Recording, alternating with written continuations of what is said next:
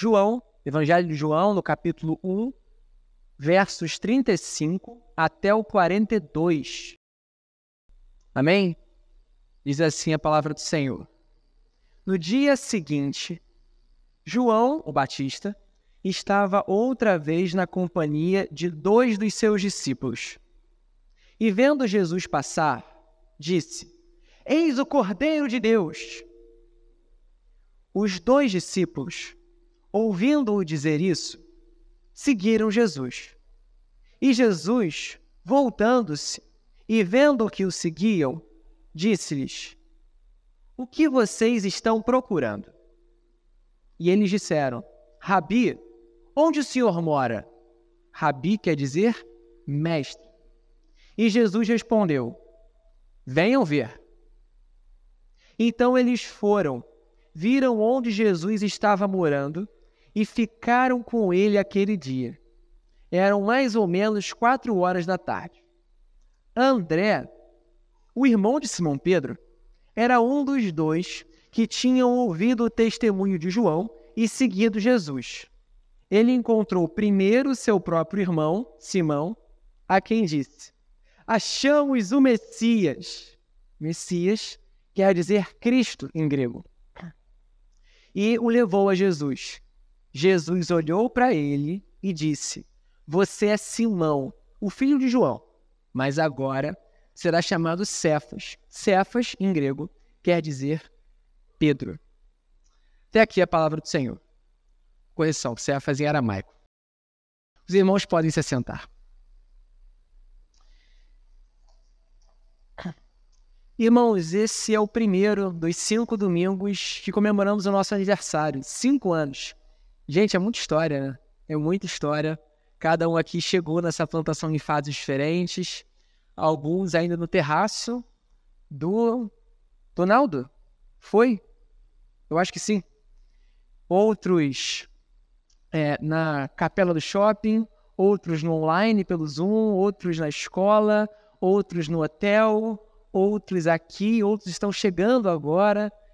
Irmãos, como é bom fazer parte disso com vocês há 5 anos.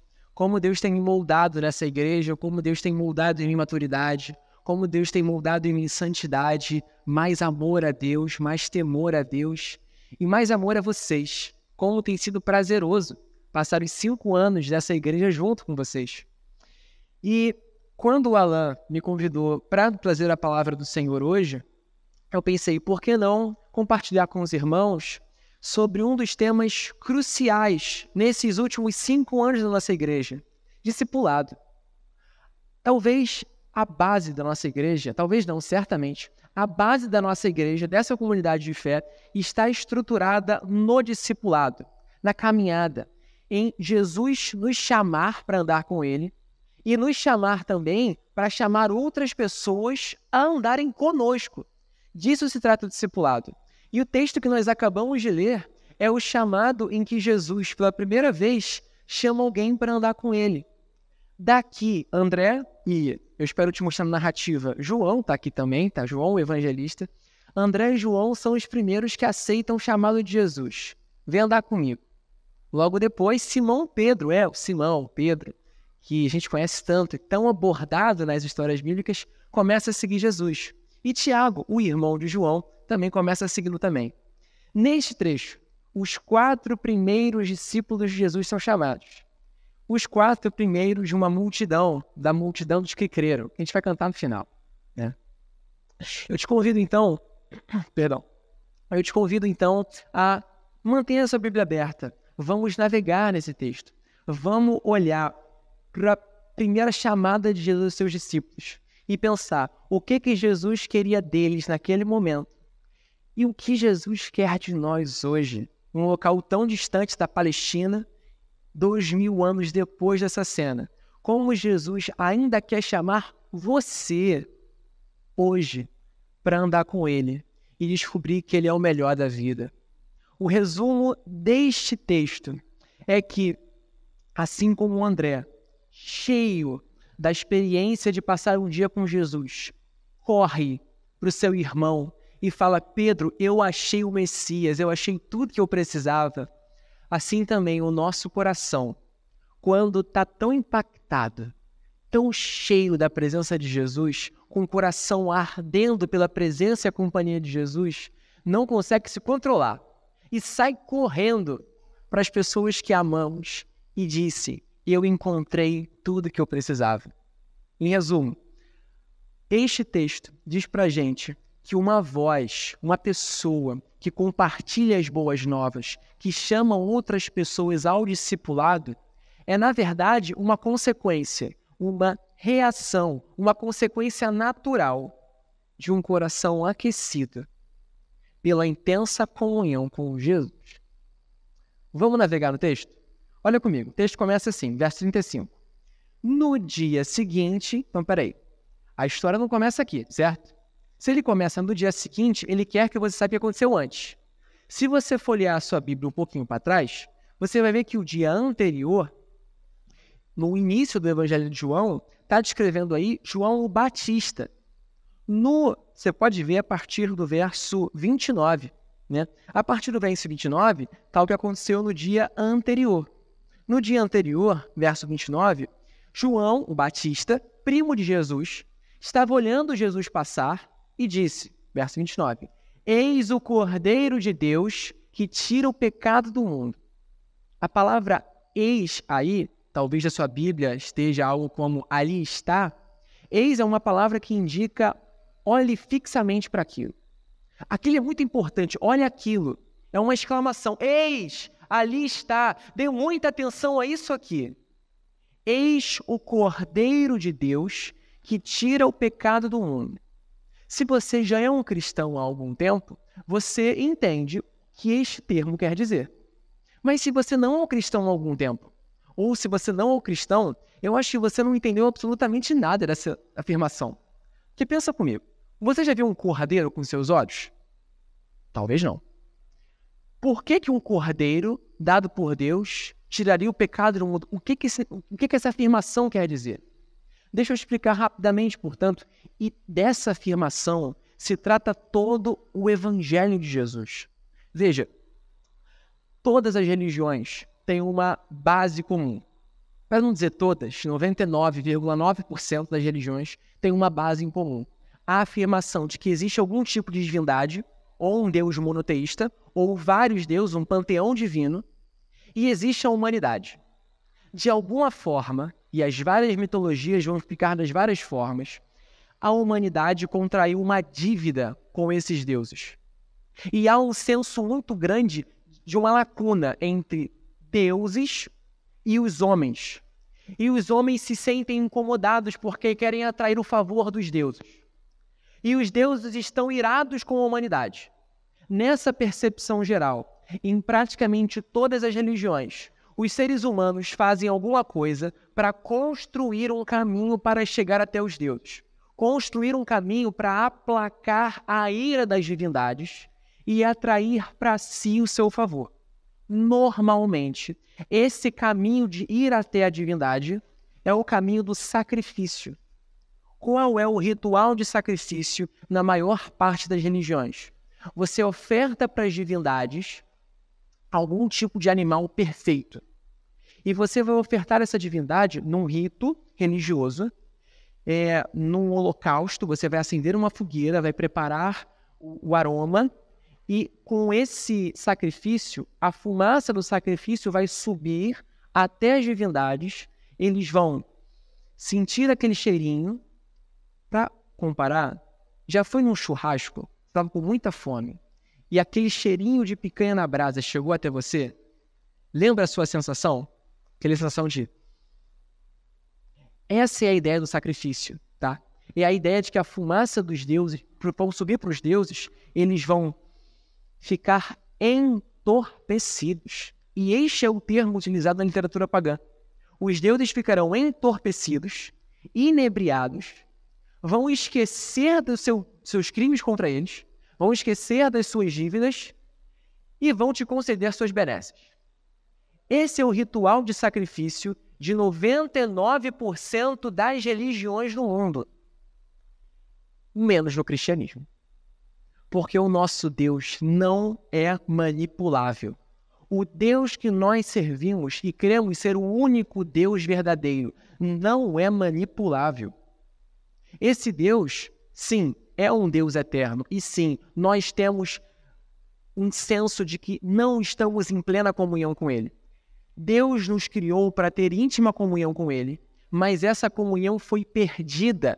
De acordo com a Bíblia, nossos primeiros pais, Adão e Eva, pecaram, se afastaram de Deus e toda a humanidade está em um estado de rebeldia contra o Deus eterno.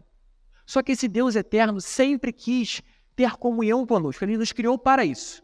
O nosso Deus nos criou para a comunhão eterna com Ele, para perdoar os nossos pecados e restaurar nossa plena comunhão com Ele.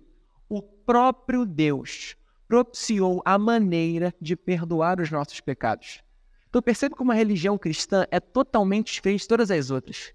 E por isso nossa proposta é, de acordo com a Escritura, a única correta. Enquanto em todas as outras religiões você faz algo para agradar a Deus, na religião cristã, Deus quer restaurar a sua comunhão com Ele. E para isso, Ele mesmo vai oferecer um sacrifício. E por que somente Ele pode oferecer o sacrifício? Porque o Deus cristão é justo, santo e eterno. E os seus pecados contra Ele, os nossos pecados contra Ele, trazem sobre você e sobre mim a ira santa, justa e eterna dele. Se essa ira é de alguém santo, justo e eterno, você, que não é santo, não é justo e não é eterno, não pode pagá-lo. Somente alguém completamente santo e eterno pode absorver essa culpa. A boa notícia é que o próprio Deus propiciou o santo e o eterno para pagar a sua dívida no seu lugar. Este é Jesus. Este é o Cordeiro de Deus, que será sacrificado no seu lugar, para que assim os seus pecados sejam perdoados, você tenha paz com o Eterno e tenha plena comunhão com Ele. Disso se trata a afirmação de João Batista no verso 29 do Evangelho de João. Aí está, eis o Cordeiro de Deus, que tira o pecado do mundo. Aí está passando um homem que não é um homem qualquer, é o próprio Deus encarnado. E a partir dele, todas as coisas serão consertadas. A partir dele, o mundo vai ser restaurado. E a partir dele, você vai poder ter comunhão com Deus de novo. Ok? Esse é o cenário, tá?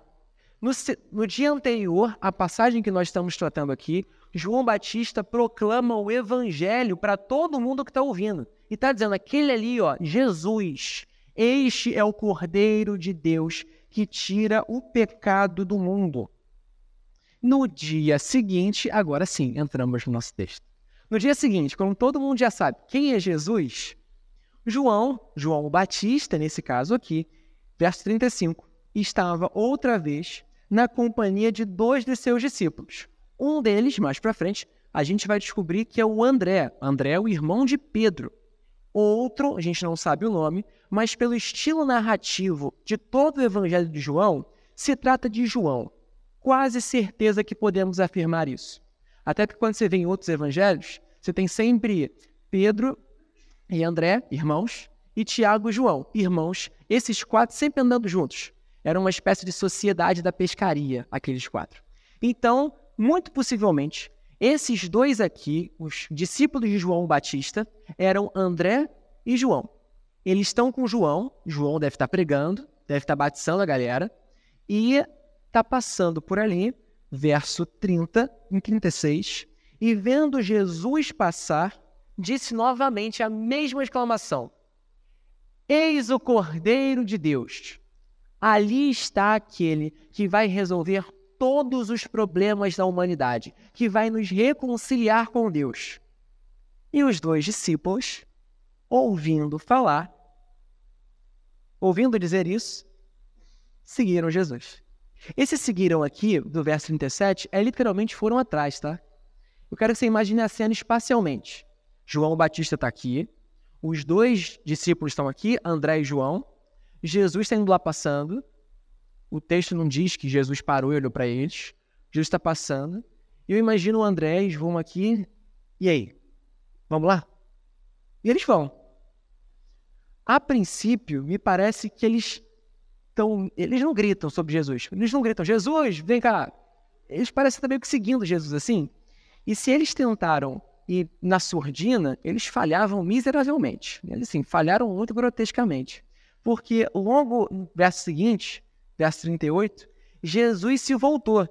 Imagina a cena, Jesus está andando, Jesus para, vira para trás, olha para André e para João e diz o seguinte: o que vocês estão procurando? Essa é uma afirmação existencial, ou melhor, uma pergunta existencial. O que você está procurando?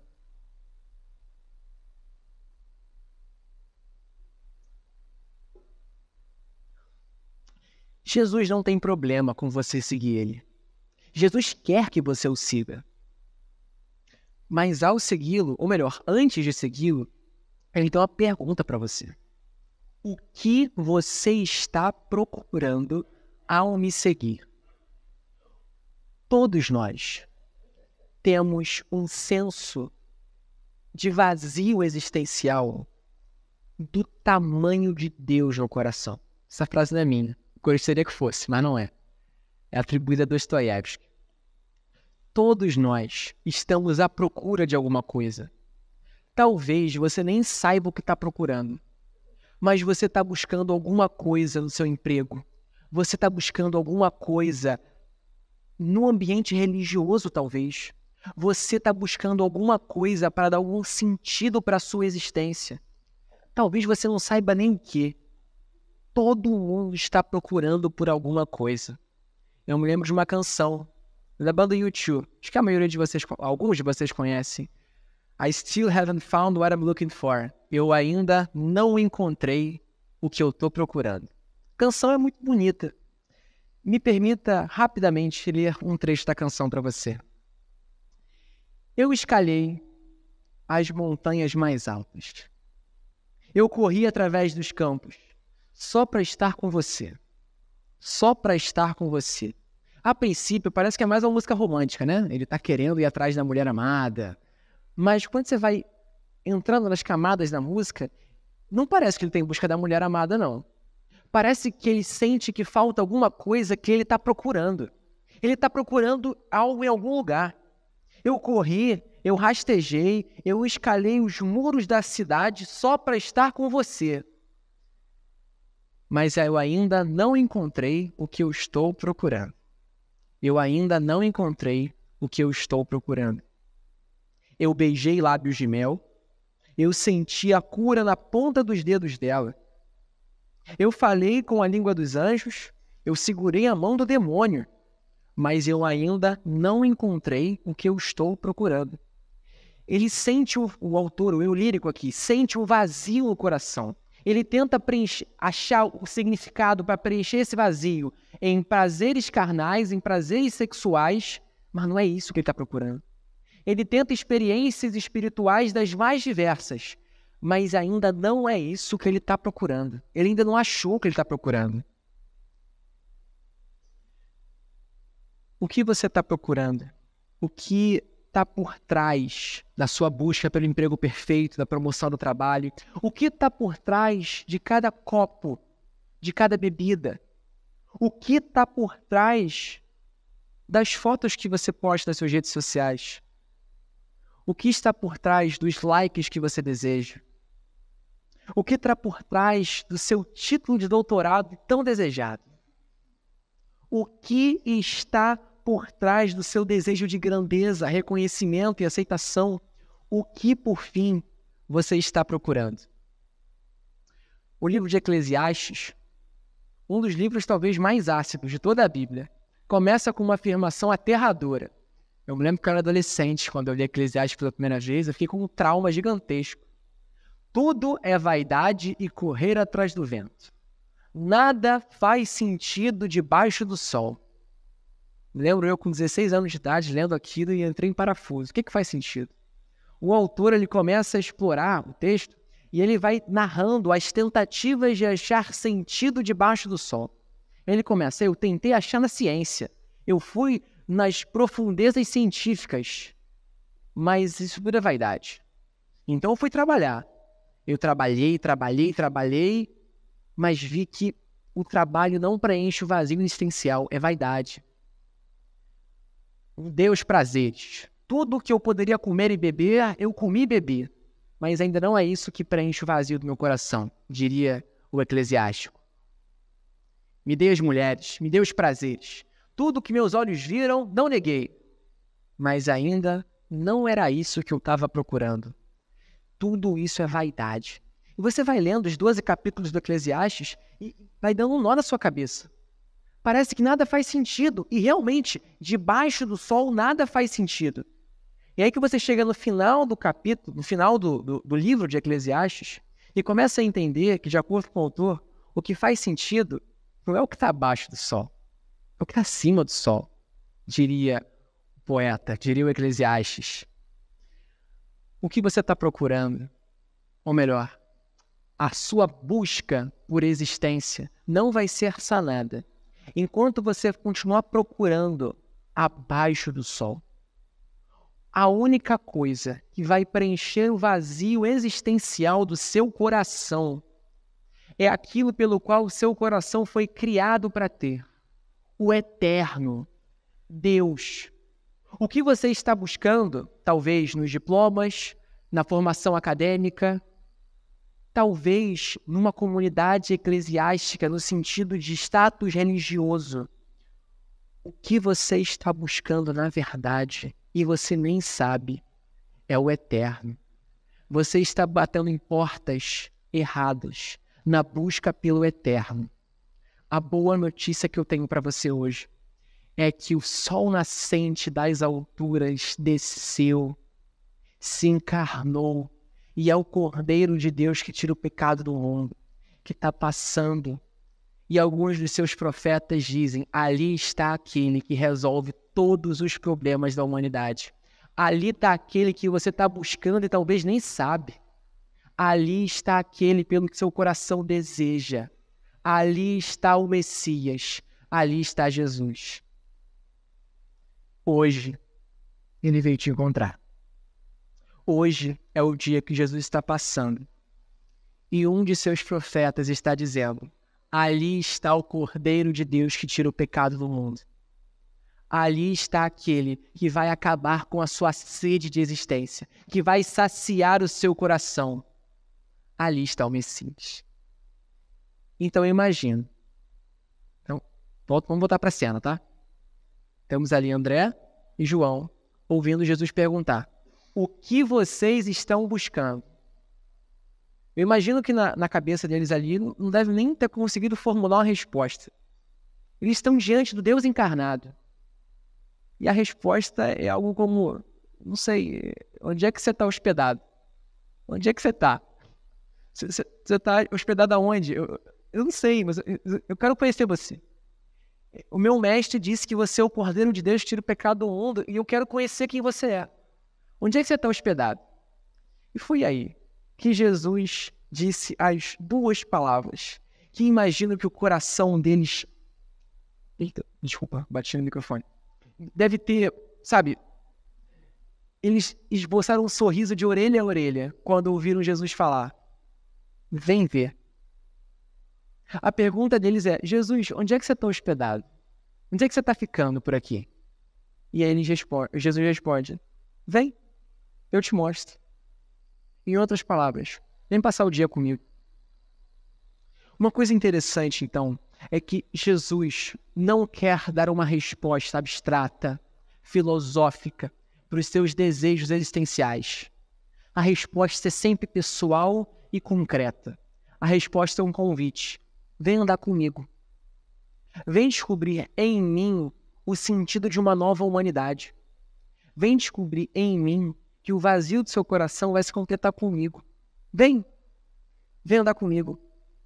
A religião cristã, portanto, não se trata de explicações altamente filosóficas, não se trata de uma espiritualidade etérea, extracorporal, não se trata de um conhecimento oculto que só certo grupo pode saber. A essência da religião cristã É o chamado de Jesus para vem andar comigo. A essência da religião cristã é o discipulado. Os personagens da nossa história aceitaram de muito bom grado, verso 39, e eles foram e viram onde Jesus estava morando e ficaram com ele aquele dia. Era mais ou menos 4 horas da tarde.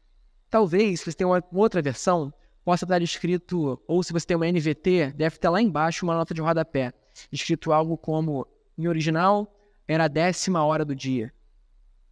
Existiam na época 2 formas de contar o tempo, tá? Uma romana, e por os romanos, o dia começava à meia-noite, então a hora 10ª, no jeito romano de contar o tempo, é 10 horas da manhã. Para os judeus, era a partir do nascer do sol, ou seja, 6 horas da manhã. Então, se fosse para um judeu, a 10ª hora seria a 16ª hora para a gente, entendeu? A 10ª hora depois das 6 da manhã, ou seja, 4 horas da tarde. Se optarmos pela versão, e a gente não sabe qual que era a versão de tempo que o evangelista está dizendo aqui. Então, pode ser que Jesus chamou eles às 10 horas da manhã e eles passaram o dia todo com ele, ou então pode ser que eram 4 horas da tarde e Jesus chamou eles para passar o resto do dia e possivelmente à noite. De uma forma ou de outra, eu só consigo imaginar que André e João passaram um dia inteiro com Jesus. Eu imagino como deve ter sido todos aqueles momentos. Imagino que dividindo o pão e conversando, imagino todas as conversas, todas as histórias contadas, repleta de maravilhamento e surpresa. Imagine você, passando um dia com Jesus. Só você, Jesus e seu melhor amigo. Imagine o maravilhamento, o encantamento, o Deus encarnado na sua frente, te contando sobre o amor, sobre a justiça, sobre um novo projeto de humanidade, sobre o perdão, sobre não julgar os outros, sobre se satisfazer plenamente no seu Pai, sobre ser completamente amado e perdoado. Você consegue imaginar o tamanho do maravilhamento que esses 2 homens passaram? Você consegue imaginar que esses homens saíram de um dia inteiro com Jesus da mesma forma? Impossível. Depois de passar um dia cheios e contemplando Deus encarnado na sua frente, não dá para sair da mesma forma. Depois disso, parece impossível guardar tudo para si. E é por isso que a primeira coisa que eles fazem é sair dali correndo para cada um achar o seu respectivo irmão. Olha comigo, verso 40. André, o irmão de Simão Pedro, era um dos 2 que tinham ouvido o testemunho de João e seguido Jesus. A gente acabou de saber aqui que é o André. A gente já sabia disso, né? Já lemos o texto antes. O André era um deles, o outro possivelmente João. Verso 41. Ele encontrou Ele encontrou primeiro o seu próprio irmão, Simão. Há 2 opções de tradução aqui, tá? Na primeira, a primeira pessoa que ele encontrou foi Simão. A segunda opção de tradução é ele foi o primeiro a encontrar seu irmão, indicando que João, o outro, também foi encontrar Tiago. Só que André encontrou Pedro primeiro. Não sei quem era mais rápido, quem morava mais perto, mas eles saem correndo. Essa é a ideia do texto. Eles saem do encontro com Jesus tão impactados por conhecerem a pessoa que é Jesus e saem correndo para dizer: cara, eu achei. Olha comigo, verso 41. Achamos o Messias. Achamos o ungido de Deus. Achamos o homem que mudou toda a nossa percepção de existência. A gente achou um cara que as palavras dele, ninguém fala como ele. A gente achou o amor encarnado. Nós achamos o próprio Deus entre nós. Achamos a solução não só para os nossos problemas pessoais, mas a solução para a nossa nação, a solução para o mundo inteiro. Nós achamos o Messias. E eu não consigo imaginar essa cena de outra forma. Senão o André pegando Pedro pelos ombros e chacoalhando. Eu achei o Messias. Eu achei tudo que eu me procurava. Eu me lembro de uma canção que quando eu era pequeno, eu ouvi o coral da minha igreja cantar. Imagino que alguns de vocês conheçam. Nele encontrei tudo o que procurava, o que precisava, só nele achei. Maravilhoso, muito mais para mim. Deus milagroso és, sempre serás maravilhoso Deus. É o que Cristo é para mim. Depois de passar um dia com Jesus, os camaradas saem tão impactados que vão correndo um pro irmão do outro e dizer: eu achei tudo o que eu procurava. Encontramos a esperança do cosmos. A gente achou Jesus. E você tem que conhecer ele. Deixa eu te fazer uma pergunta. Qual foi a última vez que você passou um dia com Jesus? Qual foi a última vez que você teve um encontro pessoal e tão transformador com Jesus que você não se sente em paz enquanto não olhar para a pessoa que você ama caminhando a passos largos para o inferno e chegar para essa pessoa e falar: cara, eu encontrei Jesus. Você tem que conhecer Jesus. Qual foi a última vez que você passou uma tarde com Jesus? Uma tarde. Só você e a presença aterradora de Jesus. Qual foi a última vez que você passou 2 horas com Jesus? Qual foi a última vez que você passou 1 hora com Jesus? Não é estudar. Veja, a gente pode cair na tentação e eu tenho sido tentado muito forte para isso. Especialmente agora no seminário. Eu tenho sido tentado e por vezes caído em trocar os momentos devocionais por estudo teológico. Não estou desestimulando o estudo teológico, tá? Todos vocês poderiam e gostariam muito. Imagino que toda a nossa mesa administrativa e o pastor gostariam muito que todos vocês lessem boa teologia. Mas, irmãos, como é tentador trocar momentos com Jesus por leitura teológica. Porque a leitura teológica me faz ser melhor do que outras pessoas, entende? Livros teológicos podem desviar do seu propósito quando fazem a mim e a você se sentir mais inteligente, mais prepotente, melhor do que outras pessoas. E o que Jesus quer da gente é um momento pessoal em que ele vai dizer para você só quem ele é e quem você é nele. Qual foi a última vez que você deixou de lado o entretenimento ou a atividade religiosa morta para passar um dia com Jesus? Muitos de vocês, eu imagino, devam ter dificuldade com evangelização. Muitos de vocês. Alguns de vocês podem se sentir com um fardo de que não conseguem evangelizar. Normalmente, o seu problema não é não saber evangelizar. Normalmente, via de regra, o seu problema é que você não passa tempo suficiente com Jesus. O seu problema é devocional. O seu problema é que talvez faça muito tempo que você não foi tão maravilhado com a presença de Jesus que você se acha bom e talvez nem saiba. Você tem que passar um dia com Jesus. Você tem que passar um momento com Jesus tão impactante que você saia dali pensando: cara, Jesus é realmente a solução dos problemas do mundo. E eu preciso contar para outras pessoas como esse Jesus é o Cordeiro de Deus que tira o pecado do mundo. Como ele mudou a minha vida e como ele pode mudar a sua vida.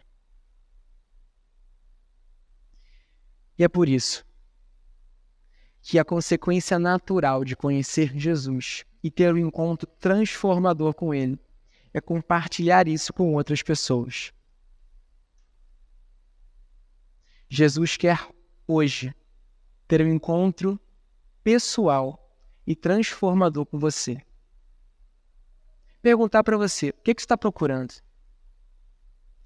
O que você está procurando quando me busca? Você está realmente procurando o amor eterno de Deus? Ou você está procurando status religioso? Ou você está me usando como ferramenta, somente uma ferramenta, para solucionar o seu casamento? Para criar seus filhos bem? Você está me procurando só para preencher uma lacuna no seu domingo? Ou para se sentir bem consigo mesmo? Coisa checklist religioso? O que você está procurando ao seguir Jesus? Deixe que Jesus te diga quem Ele é e quem você é. Isso só vai acontecer quando você abrir mão do entretenimento, quando você abrir mão da falsa atividade religiosa e realmente ter um encontro pessoal e transformador com Jesus. E veja, tu pode ser convertido já, tá? Você já pode ser convertido. Mas tem tanto tempo que você não se encontra com Jesus que tu já se esqueceu a voz dele. E ele está todos os dias bradando gritos de amor por você. Isso é Sofonias capítulo 3. Todos os dias, Deus está gritando o quanto Ele te ama. Mas faz tanto tempo que você não passa um tempo com Ele, que você mal escuta mais a sua voz. Você não sabe distinguir o timbre da voz de Jesus. Não sabe mais. Não saia daqui hoje sem tomar uma decisão. Ou você precisa conhecer Jesus hoje, ou você precisa voltar a passar tempo com Ele, porque Ele ainda está chamando você para vem ver, vem andar comigo. O convite de discipulado para Jesus não morreu. Ele continua vivo, atual, inclusive para os discípulos dele, que passam tanto tempo longe, com tantas distrações. Terminando o nosso texto, verso 42, André levou Pedro até Jesus. Jesus olhou para ele, verso 42, e disse: Você é Simão, filho de João, ou você é Simão Barjonas, depende da sua tradução, mesma coisa. Mas agora será chamado Cefas. Cefas é uma palavra em aramaico, que quer dizer Pedro, em grego. Todos nós conhecemos muito sobre Pedro. Pedro, o irascivo, o que toma frente, o que fala para Jesus que não vai negar, mas aí nega depois. O Pedro que pega uma espada e corta a orelha de um camarada na crucificação de Jesus. O Pedro é um grande protagonista aqui. Pedro é quase que certamente o líder dos apóstolos depois da ascensão de Jesus. A gente conhece muito sobre Pedro. Mas e o André? Quem é o André? André não é ninguém. Se eu, antes desse sermão, te pedisse para falar o nome de 3 apóstolos, eu duvido que algum de vocês me diria o nome André. Talvez o André diria porque a era dele. Mas ninguém faria isso. Porque André é ninguém. Pedro, o irmão, o que foi chamado depois, é aparentemente maior. Só que para André isso não importa, porque ele encontrou Jesus. E se ele encontrou Jesus, ele tem tudo. O irmão dele pode ser muito maior do que ele, aparentemente. O irmão dele pode ser o líder dos apóstolos. O irmão dele pode fazer uma pregação tão absurda que 3.000, 5.000, 10.000 pessoas se convertam. O irmão dele pode ser amplamente conhecido por morrer de cabeça para baixo numa cruz. Não importa. André conheceu Jesus. Ele tem tudo. O maior feito de André é ter chegado para o irmão dele e dito essas palavras: achamos o Messias. André pega Pedro, leva Pedro até Jesus, e esse é o maior feito de André. E a partir disso, o evangelho é espalhado por mundo todo por meio de Pedro. Você não é ninguém. E Jesus ama os ninguéms. Talvez o seu irmão carnal mesmo, ou talvez o seu colega de trabalho que nem cristão vai ser alcançado por você e vai ser, sei lá, um missionário, um pastor, um evangelista que vai alcançar multidões. O nome dele vai ser lembrado para sempre, o seu vai ser esquecido 2 meses depois da sua partida. Não importa. Você tem Jesus. Você tem tudo. E se você realmente sabe que tem tudo, você está em paz. O maior feito de André é dizer para o irmão dele: irmão, eu achei o cara. Eu achei o Messias. Ele é tudo. Talvez o seu maior feito vai ser chegar para um parente, um amigo, um colega de trabalho e dizer para ele na segunda-feira, talvez: amigo, amiga, irmã, prima, tio, eu tenho Jesus. Eu tenho tudo. Vem andar comigo, porque ao andar comigo, você vai conhecer o Jesus que eu caminho com ele. Você não terá certeza de que tem tudo, enquanto não passar um dia com Jesus. Mas depois que o seu coração for completamente transbordado com a certeza de que esse Jesus é o Cordeiro de Deus, que resolve todos os problemas do mundo e que aplaca a tempestade do seu coração, impossível olhar para esse mundo da mesma forma. Impossível não olhar para as pessoas que você ama e não dizer: você tem que conhecer o Jesus que eu amo, porque ele é maravilhoso.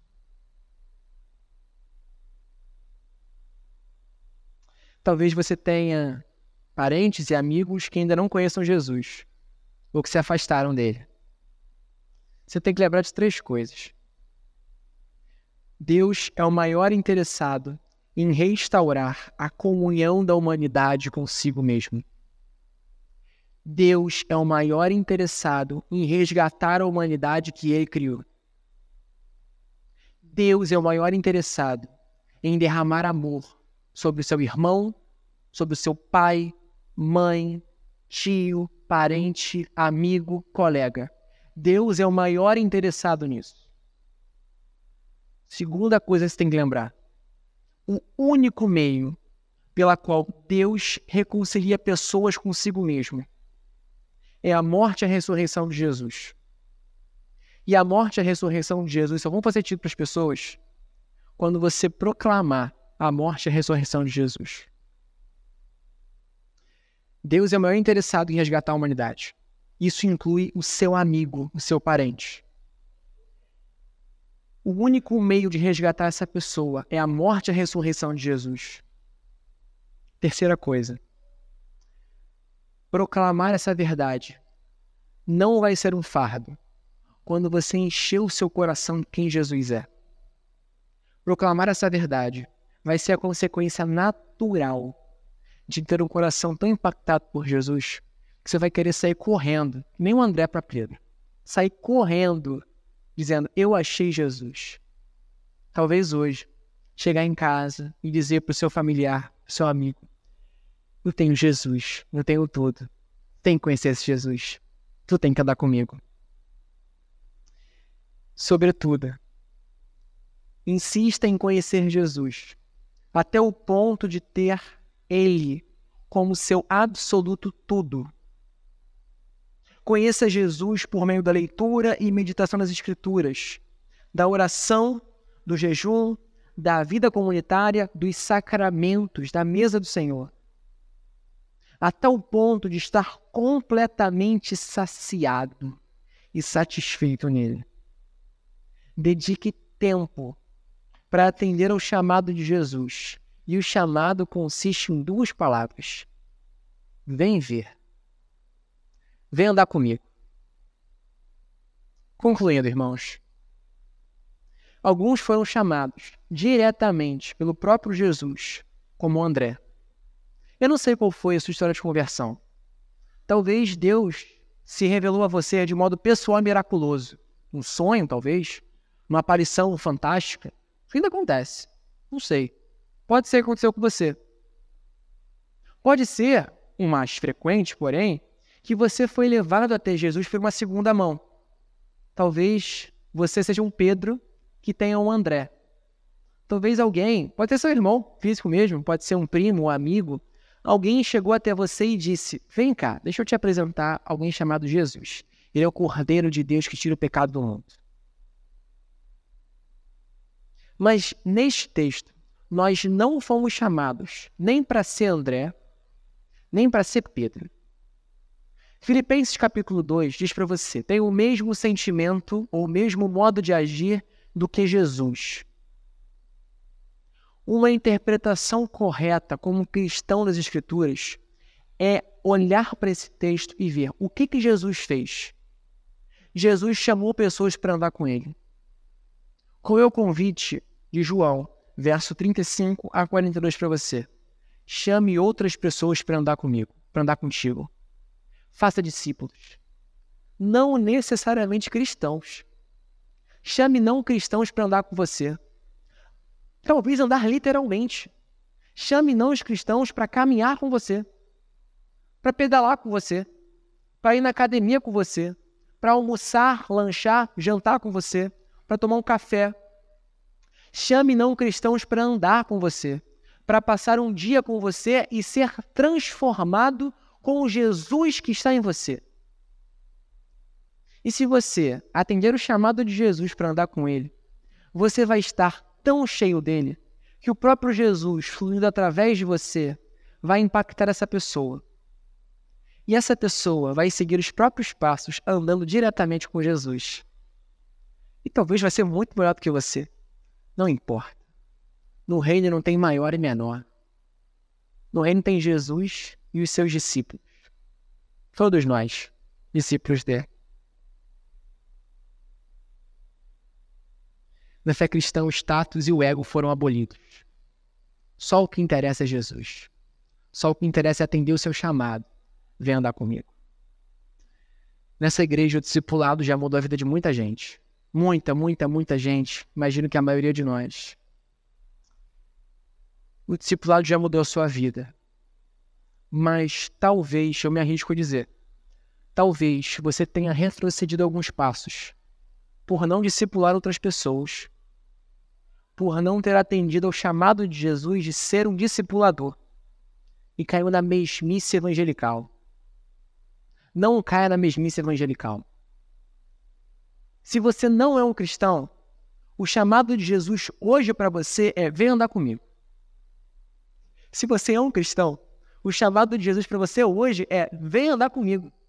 Vem passar mais tempo comigo.